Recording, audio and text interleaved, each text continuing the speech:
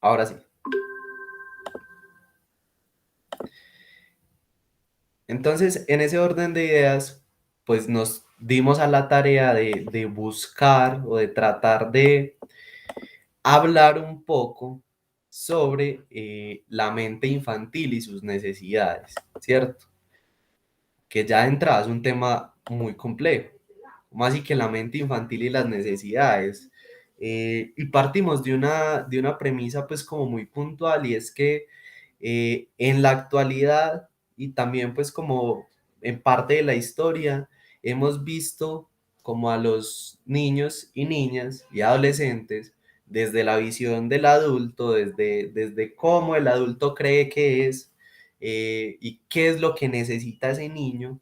Y a partir de ahí, pues hicimos muchos estragos, ¿cierto? Digo hicimos, pues porque me meto en esa agrupación de adultos, pero también hicieron muchos estragos con nosotros. Entonces, actualmente en la vía pues que se está trabajando, se busca poder comprender un poco de qué es eso que se estructura en la mente de los niños y cuáles, digamos, son esos factores de gran importancia. Y hay un factor que tiene que ver pues con el proceso que es básicamente la estructuración del cerebro y la estructuración pues como de todos estos fenómenos a nivel del neurodesarrollo que los niños pues que se va dando en los niños, ¿cierto? Entonces, en torno a eso va a girar nuestra presentación el día de hoy eh, y a partir de ahí vamos a tratar pues como de dar un poco de respuestas alrededor de qué es eso que la mente infantil necesita, ¿cierto?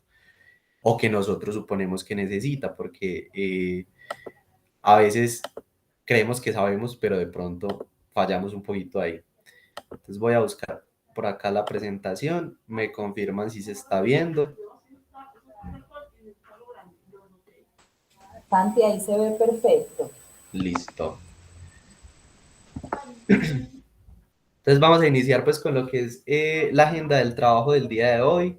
Vamos a hacer un paralelo como tratando de definir qué es eso de la mente y qué es eso del cerebro, ¿cierto? Porque en muchas ocasiones nos confundimos, creemos que eso va como en el mismo costal y que es la misma cosa, pero puede haber una diferenciación muy delgada entre ambas, ¿cierto? Aun cuando la mente y el cerebro pues son algo casi que inseparable. No hay procesos mentales sin todo lo que es la estructuración cerebral o anatómica del cerebro y no hay eh, casi que cerebro sin mente, ¿cierto? Entonces vamos a hablar un poquito de eso, vamos a hablar de esas partes del cerebro y cuáles son pues como la relación con las emociones, cuál es la importancia de poder cuidar el cerebro de los niños cuando están en ese proceso de desarrollo y educar el mundo emocional, ¿cierto? ¿Por qué? Porque a partir, digamos, de estas etapas iniciales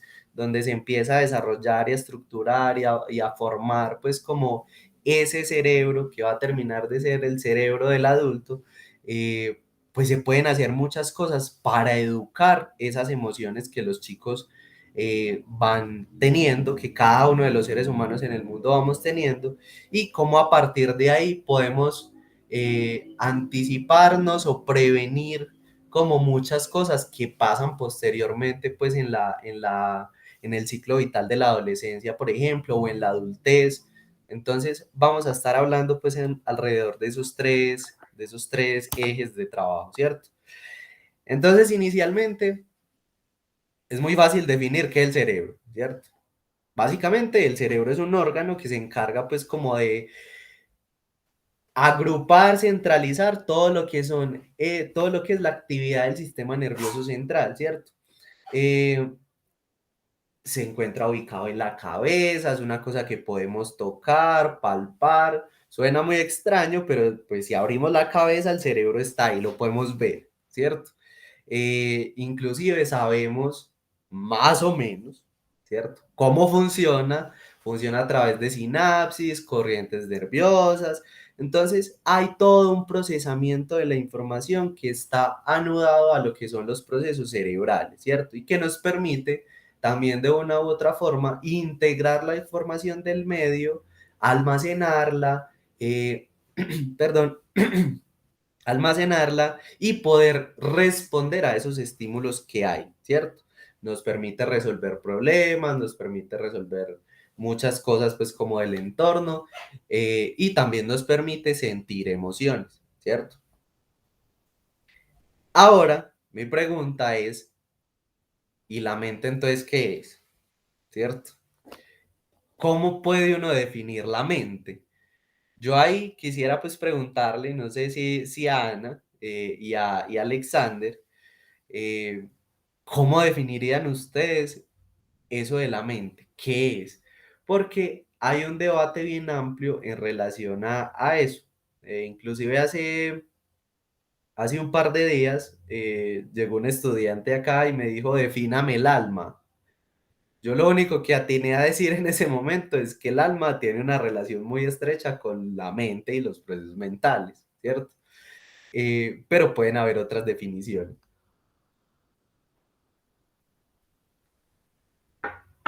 No sé, de pronto Alexander o Ana.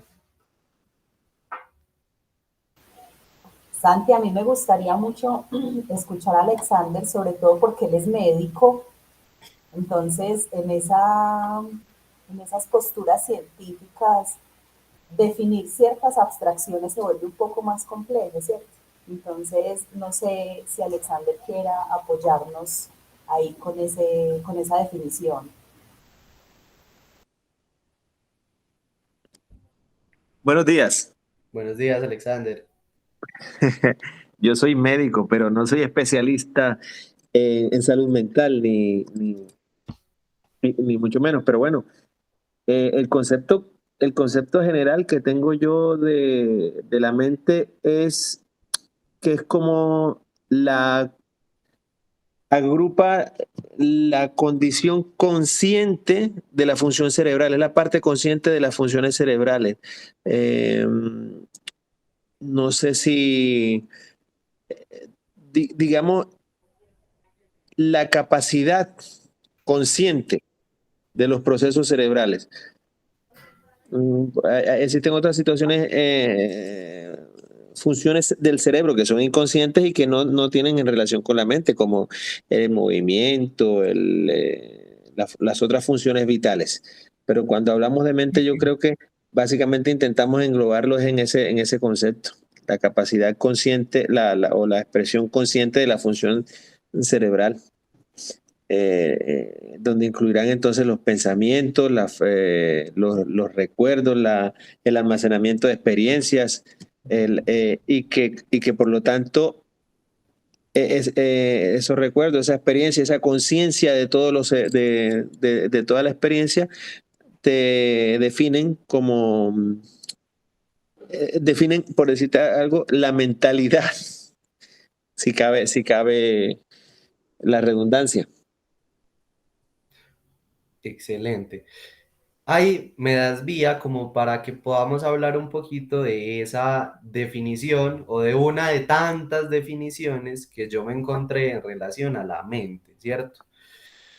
Dice, todos los fenómenos mentales, ya sean conscientes o inconscientes, visuales o auditivos, dolores, cosquilleos, picazones, pensamientos, toda nuestra vida mental está efectivamente causada o causados por procesos que acaecen en el cerebro. Entonces, eso que vos mencionas de la conciencia, ¿cierto? Y de la inconsciencia, termina siendo como la definición más cercana a, ¿cierto?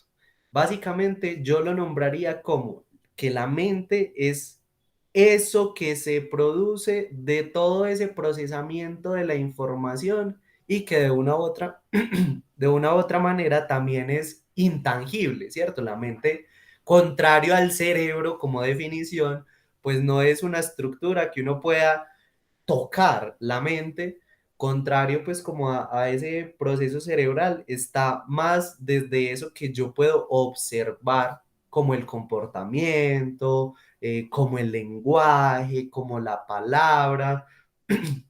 De ahí que yo me atreviera pues a responderle a ese estudiante que la mente tiene una relación muy estrecha con el alma, y si lo hablamos coloquialmente, yo decía, también tendrá que ver entonces con eso que los chicos nombran y que muchas personas nombran como la esencia, ¿cierto? Y es básicamente el producto de todo eso que ocurre en el procesamiento de la información, en las conexiones neuronales, y que da un resultado que también en algún punto se vuelve innombrable, ¿cierto? Que no podemos definir qué es, que no podemos concretamente, es que la mente es esto, ¿cierto? Tenemos cosas que nos hablan de procesos mentales, que nos dan muestras de que hay algo ahí que se produce, pero que no lo podemos palpar y tocar como lo es los procesos cerebrales, ¿cierto? Entonces, digamos que con esta pequeña introducción y como diferenciación así rápida entre lo que es mente y cerebro, y lo hago porque en muchas ocasiones suele como homologarse eso, o sea, la mente, eso es el cerebro, ¿no? Y pasa mucho en la contemporaneidad, y yo creo que, no sé si Alexander de pronto ha tenido pues como relación con un poquito de la psiquiatría.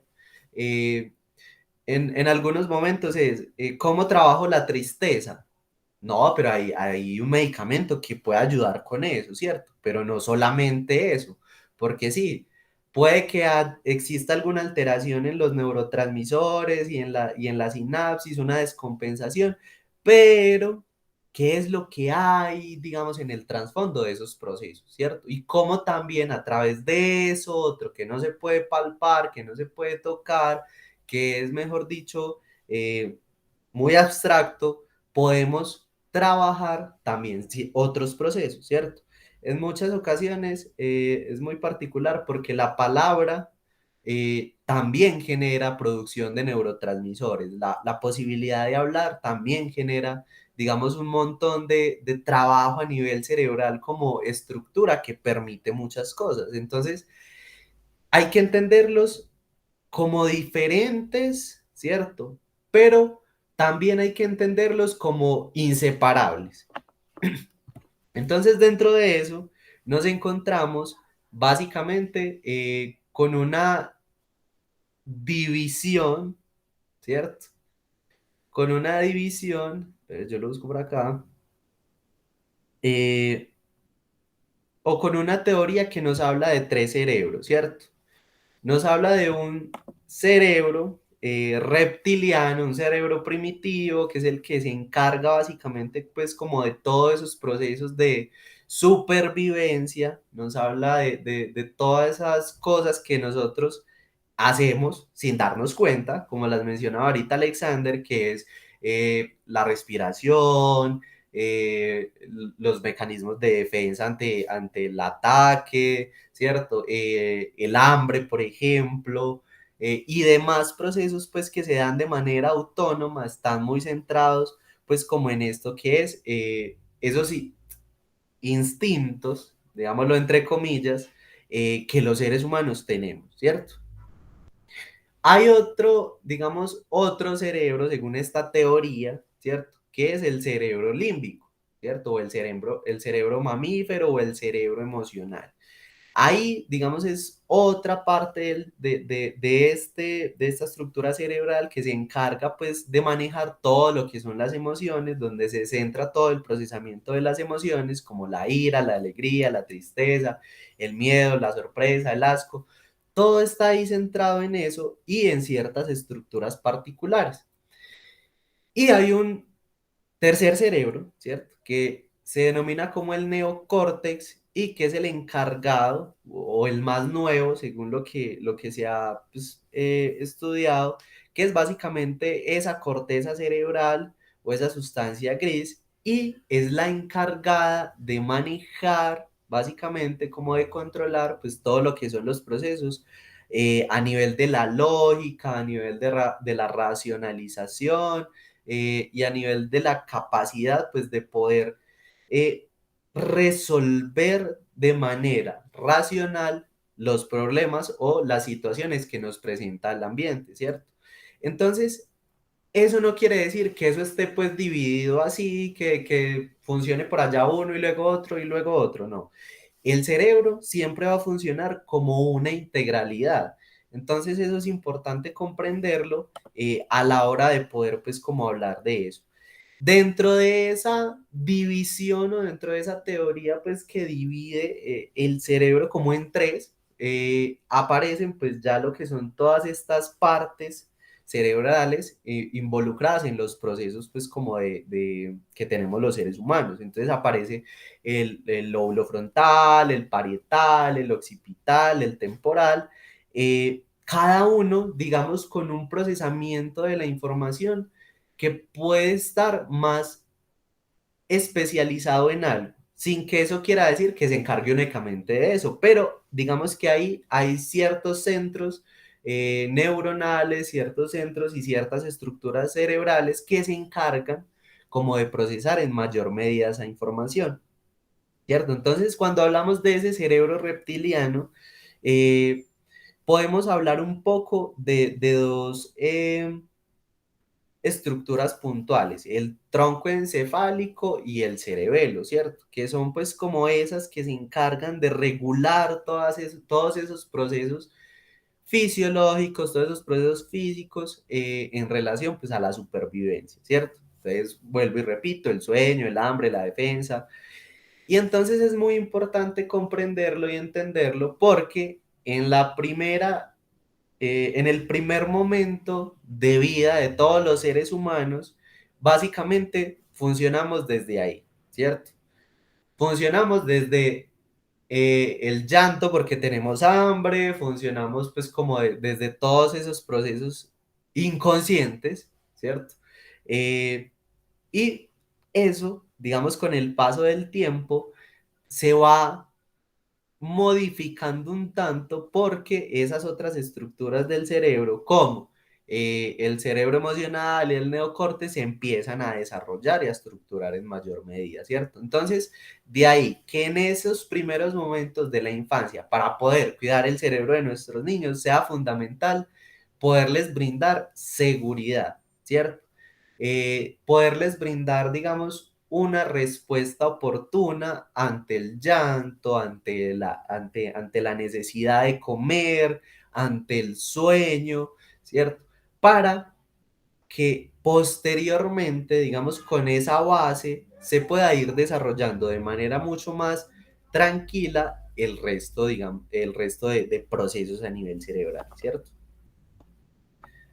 Vamos por acá, entonces tenemos una imagen pues como de esa teoría del cerebro que les hablaba, que se divide pues en esos tres. Eh, en ese cerebro emocional ya nos vamos a centrar un poquito pues como en ese asunto de las emociones. Es importante hablar pues de una estructura fundamental, ¿cierto? Que es el tálamo. Entonces el tálamo tiene una función puntual o muy interesante que es la integración de los datos sensoriales, ¿cierto?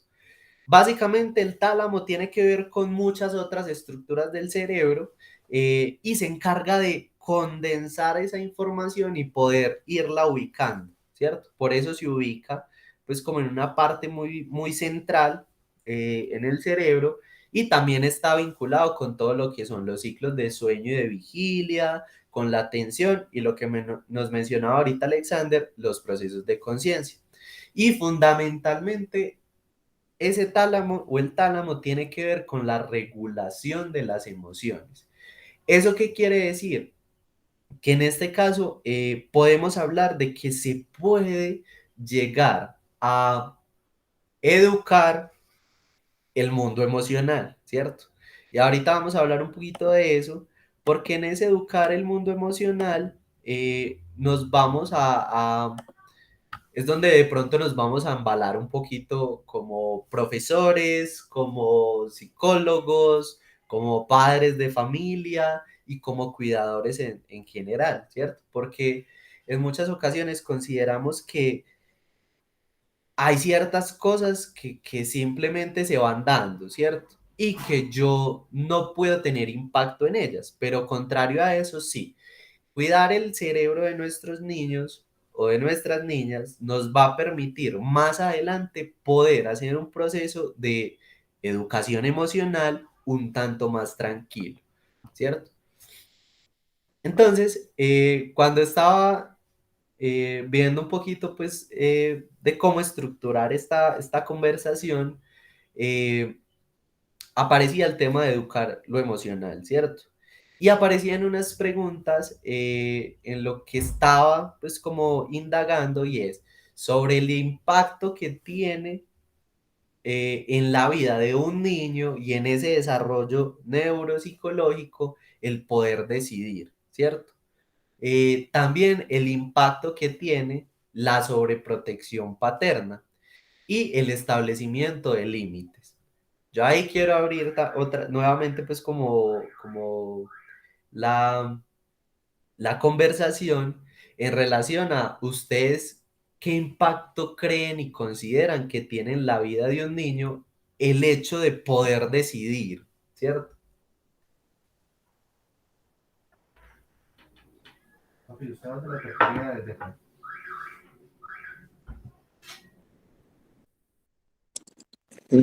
Bueno, sí, me permiten, yo puedo opinar alguna cosita.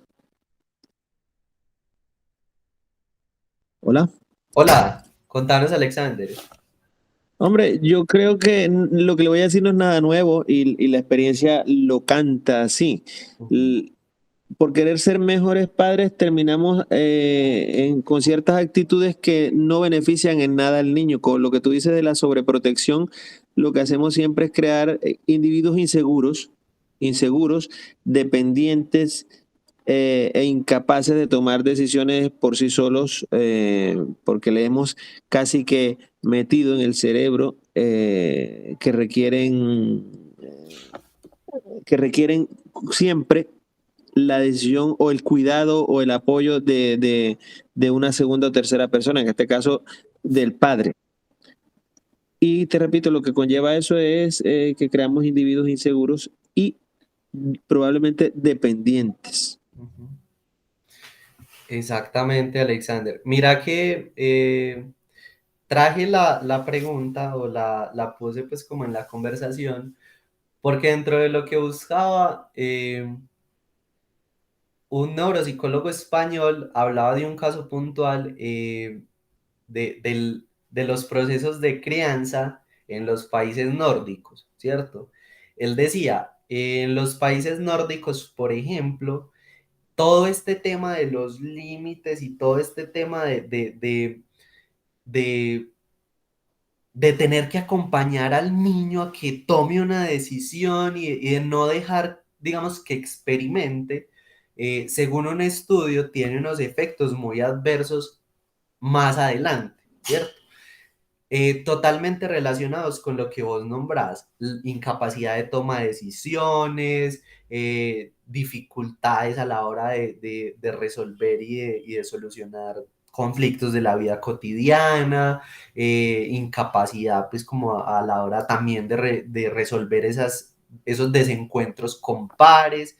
Entonces, ellos lo mencionaban básicamente como lo siguiente, para estas personas en esta cultura, también hay que tener muy en cuenta la cultura, es impensable decirle a un niño que se tiene que comer toda la comida, ¿cierto? Cosa que es muy contraria a lo que nosotros como cultura, ¿cierto? Hablo de todo lo que es Latinoamérica, también creo que un poco en España.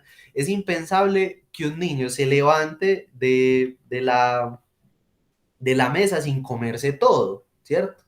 Inclusive hay una pelea muy tesa con eso. Entonces ellos dicen, eh, el cerebro infantil sabe hasta qué punto tiene que comer, ¿cierto? El cerebro infantil sabe hasta dónde tiene necesidades. Espérame un segundito, espérame un segundito. Eh, Perdón, saben, el cerebro sabe qué es lo que tiene que comer, ¿cierto? El cerebro, digamos que ahí es muy inteligente, sabe regularse, compensarse, y si bien hay un punto donde hay que establecer unos hábitos alimenticios que puedan beneficiar ese desarrollo, pues para ellos, en esa cultura, es impensable eso. También es impensable, por ejemplo, decirle a un niño o una niña qué se debe poner.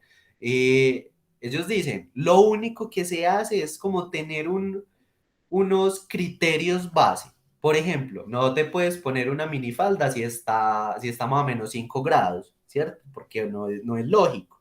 Entonces, eso a la larga va permitiendo que ese chico, esa chica pueda ir tomando decisiones desde antes, desde mucho antes, y poder ir experimentando qué es eso bueno, qué es eso malo, qué es eso regular, para que cuando se enfrente a esas decisiones que tendrá que tomar en la adolescencia y la adultez, sea menos caótico, ¿cierto? Entonces eso está directamente pues relacionado con la sobreprotección, donde hablamos de que la sobreprotección, y que uno muchas veces lo ve, lo evidencia, no es con mala intención ni nada por el estilo, es el amor familiar, termina generando unos estragos muy grandes, ¿cierto? Porque evita que el otro pueda vivir el mundo a través de su propia experiencia, ¿cierto?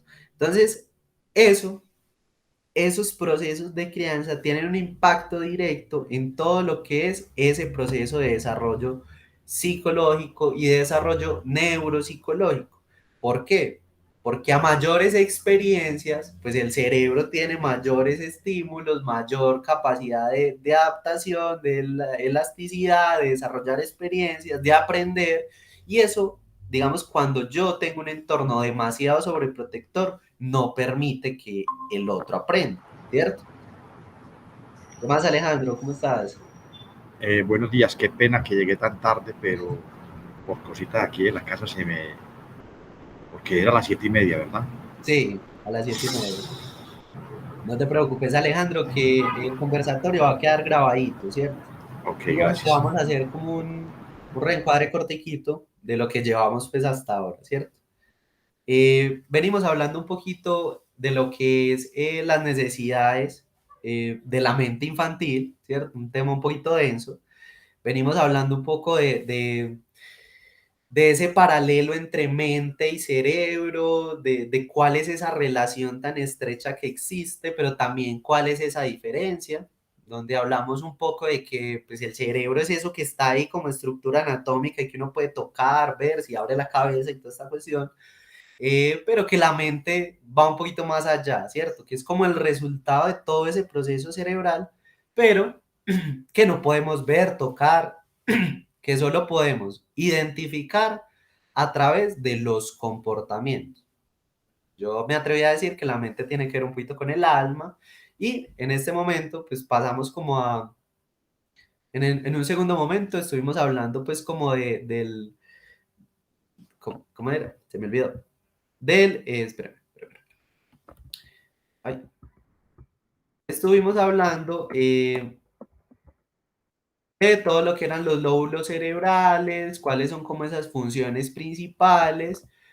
Hablamos de la teoría del triple cerebro, ¿cierto? Del cerebro pues primitivo, reptiliano, como lo nombran algunos, de esas funciones que tienen. Hablamos un poquito pues como del cerebro límbico o mamífero o emocional, que es el encargado de centralizar todo lo que son los procesos a nivel emocional, y de esa neocorteza o ese neocórtex, que es el encargado pues de poder eh, solucionar situaciones del medio ambiente de manera lógica y racional, ¿cierto? Y ahí se centran pues como otra serie de elementos. Hablamos un poquito pues como del tálamo, una parte importantísima pues en ese cerebro emocional, y ahora estamos hablando de cómo educar el mundo emocional.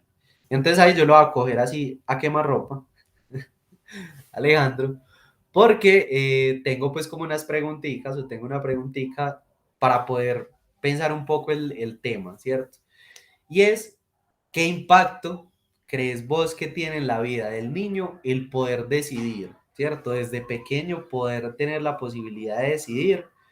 ¿Cuál es también ese impacto de la sobreprotección paterna en esos procesos neurológicos y en esos procesos, digamos, emocionales? y luego hablamos un poquito de los límites. ¿Qué crees vos ahí con esas preguntitas?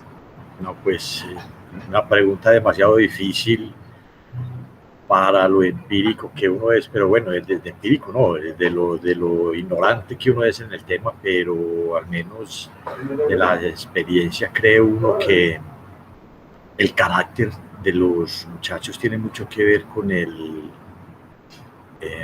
esa sobreprotección de pronto y, y, y,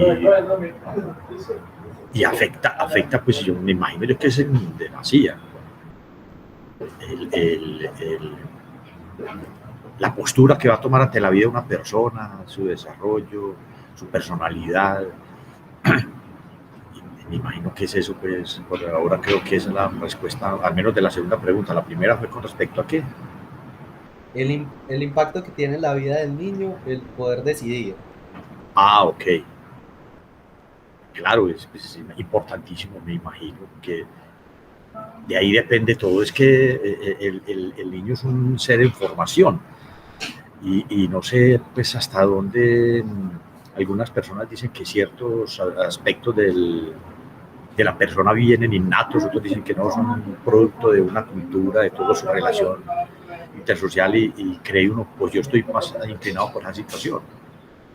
Como le dijo, no sé qué filósofo fue, que el hombre es bueno y la sociedad lo corrompe. Bueno, por decir algo, para explicar lo que es la consecuencia de la conducta de la persona, porque no es, o sea, él nace bueno y que puede ser corrompido. Eh, se me escapó lo que iba a decir. Iba a poner un ejemplo, ¿cierto? Un ejemplo como para explicar un poco, pues, este asunto de la decisión y su impacto directo con los procesos neuropsicológicos, y es la siguiente, ¿cierto? Un caso cualquiera. Eh, una familia que menciona, una familia de X institución, dice, venga, lo que pasa es que yo necesito que usted pueda empezar a trabajar con mi hijo porque él en este momento no quiere decidir qué va a estudiar, ¿cierto? No, y él está ahí y nada, y yo le pregunto y él no me dice nada. Claro, uno se va a indagar, a preguntar, a mirar como la dinámica familiar, como la historia familiar, y con lo que se encuentra precisamente es con una familia excesivamente sobreprotectora, ¿cierto? Que en casi todos los aspectos de la vida de esta persona fue esa familia la que tomó la decisión, ¿cierto? Si era básquetbol, entonces no era porque el niño dijera básquetbol, sino porque es que yo creo que él debe practicar un deporte y a mí me gusta el básquetbol, ¿cierto? Es que yo creo que él se debe comer todo esto porque es que eso tiene que tener una dieta buena. Es que yo como papá considero que, entonces, en todo momento, ese niño se vio, digamos, abocado sí, se vio llevado a que otros decidieran por él. ¿A qué quiero ir? En eso que hablamos de la estructuración neuropsicológica o del cerebro como tal, en esos tres cerebros de los que hablamos, llega un punto donde a esa persona realmente se le dificulta poder decidir, inclusive desde eso, desde ese procesamiento de la información, porque claro, como nunca se vio en la obligación de hacerlo, no lo sabía hacer. Entonces, cuando llegamos a esas instancias, por ejemplo, de toma de decisiones tan trascendentales, solemos decir, pero ¿por qué no decide si él ya está grande, si tiene toda la capacidad de poder poner en los pros, los contras, de definir? Y como padres de familia y como cuidadores en general, incluyendo profes y psicólogos y todo, decimos, pero ¿qué es esto? Pues, o sea, tenés toda la posibilidad de decidir, ¿por qué no decidís? Realmente, si uno se pone a pensarlo en esa lógica, no, lo va a decir así, ojalá no suene muy feo, no le da, ¿cierto? Y no le da porque no quiere. Pues no le da, no es porque no quiere, sino que realmente como su cerebro nunca se vio obligado a eso, pues se le va a dificultar mucho más, ¿cierto?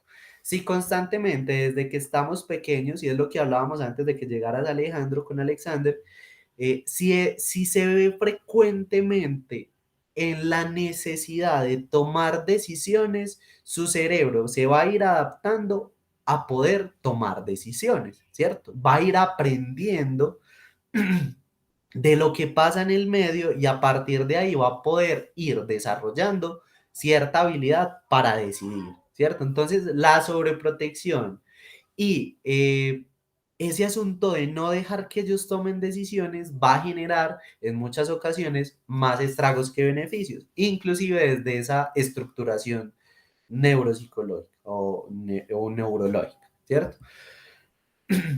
Me voy para acá. Y los límites como anticipación, ¿cierto?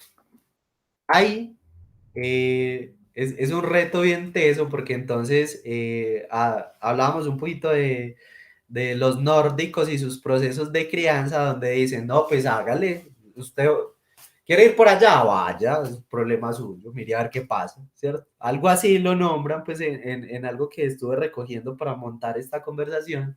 Eh, ¿Usted no quiere comer más? No coma más, va a llegar el momento en que le dé hambre, ¿cierto?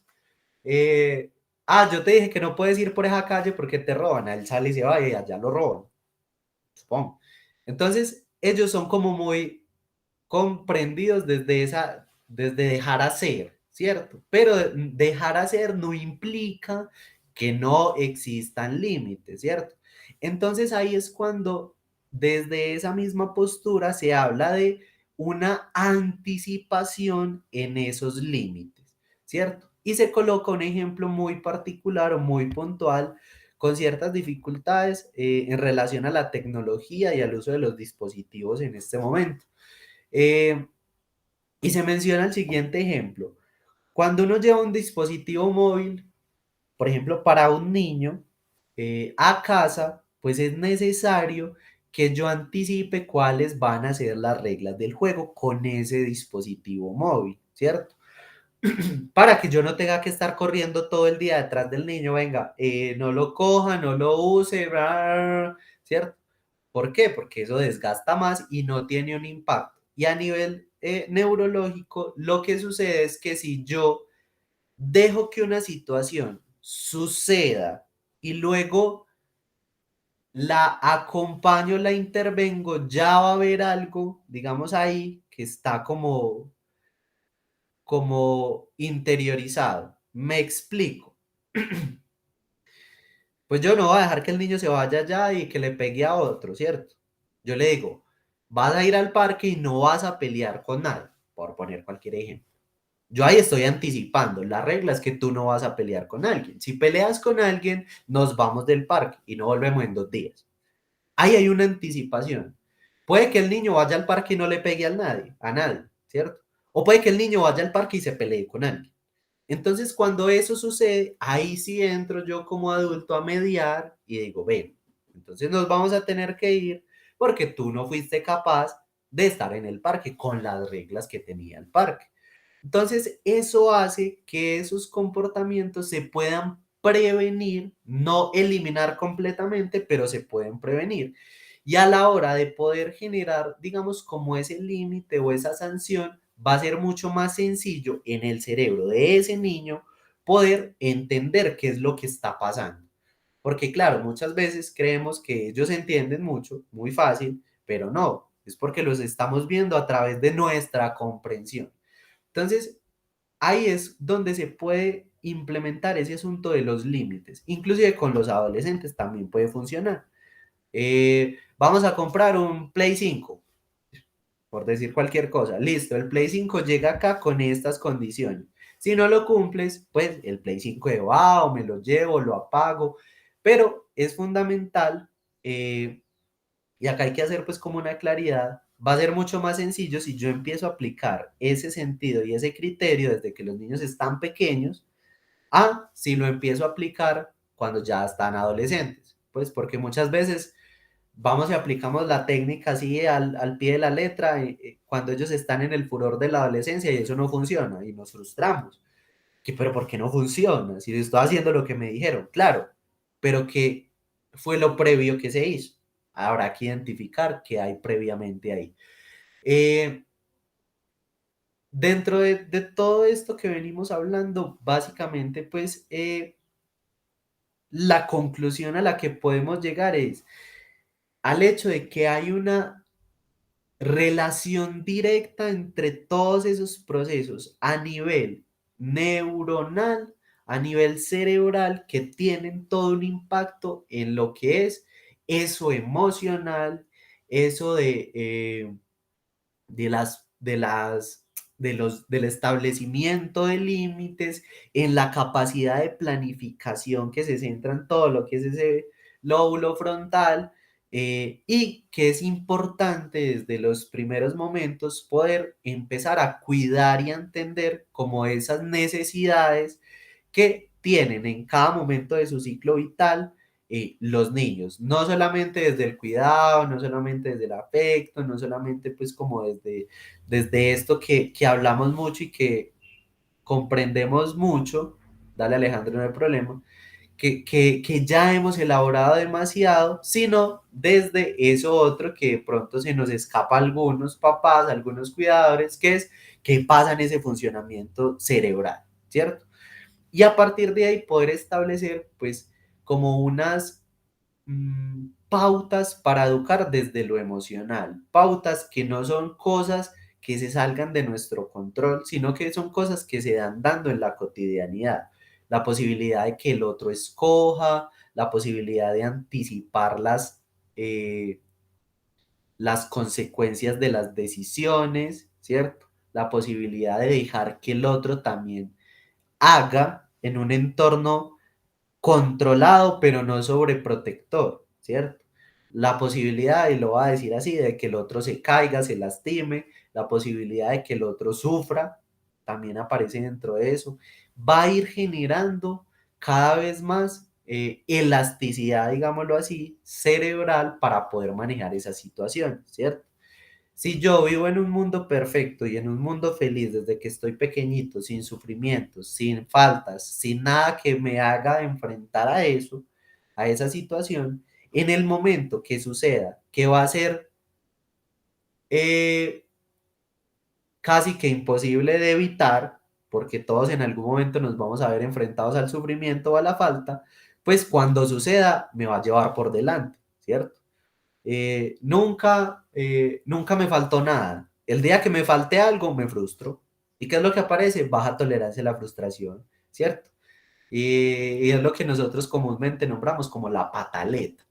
Entonces, muchas veces parte de esa crianza que se daba antes, mi hijo, mire a ver cómo soluciona, que hemos perdido de alguna forma, pues también sería importante mirar como esa posibilidad, ¿cierto? Dejar hacer, dejar que el otro decida, dejar que el otro viva en un entorno controlado. Pues si me dice que va a tirar de un quinto piso a un charco, pues de una roca de 20 metros a un charco y no sabe nadar y el charco es muy hondo, pues yo le voy a decir, no, te vas a tirar de allá, ¿cierto? Te va a matar. Pero le puedo enseñar a que haga clavados, son otras formas. Entonces, para cerrar el conversatorio pues del día de hoy, tengo un video cortico que nos resume a grandes rasgos, pues como nos ilustra un poco este tema y dejamos pues si tienen alguna apreciación final después del videito. Vamos a ver acá.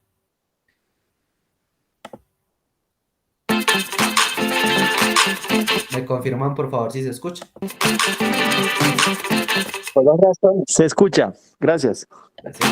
Cuando oímos la palabra emoción, la mayoría de nosotros piensa en el amor, el odio, la felicidad, el miedo, fuertes sentimientos que todos experimentamos en la vida. Nuestras emociones son la fuerza que impulsa muchos de nuestros comportamientos, útiles o inútiles. Pero, ¿de dónde vienen nuestras emociones? Nuestro cerebro está programado para identificar amenazas y recompensas. Si detecta alguna, la zona sensorial de nuestro cerebro nos alerta a través de mensajes químicos que conforman las emociones y que viajan a través del sistema nervioso por todo nuestro cuerpo. Cuando detectamos una amenaza potencial, nuestro cerebro libera hormonas, adrenalina y cortisol, que nos preparan para una pelea o una huida rápida. Cuando detectamos o experimentamos algo gratificante, como alguien haciendo algo bueno por nosotros, nuestro cerebro genera dopamina, oxitocina o serotonina. Estos son los químicos que nos hacen sentir bien y nos motivan para continuar en nuestra tarea o comportamiento. En esos instantes, la parte sensorial del cerebro entra en acción antes que el cerebro lógico. A veces las reacciones del cerebro sensorial son tan fuertes que dominan nuestros comportamientos y somos incapaces de pensar racionalmente en ese momento. Nuestras emociones secuestran nuestro cerebro.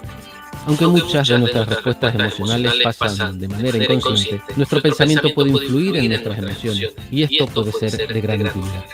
Solo pensar en algo amenazante puede provocar una respuesta emocional. Aquí es donde podemos manejar nuestras emociones con nuestro pensamiento consciente.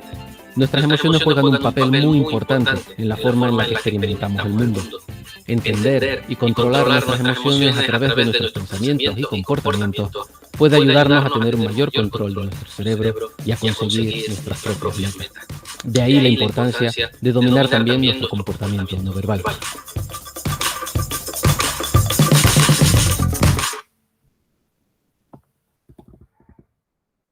Bueno, papás,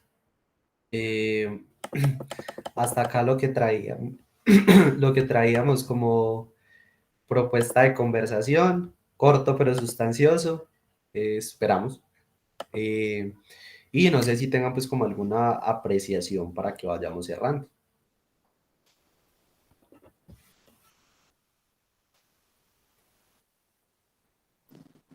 Nada, muchísimas gracias.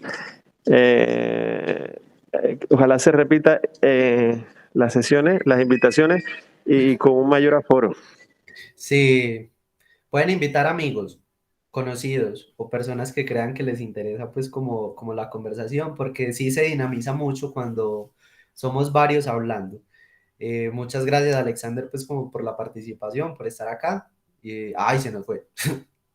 Pero bueno. Y Alejandro, bueno, No, no me he ido, Ah, todavía no estoy. se fue. Ah, se fue el otro Alejandro. Eh, Alexander, no, muchas gracias pues por la participación, por el aporte y sí, esperamos que siga pues como creciendo un poquito en aforo, que hemos tenido momentos de mucho aforo y últimamente pues como bajó un poquito, pero bueno, ahí vamos. Eh, Alejandro, ¿algo que decir?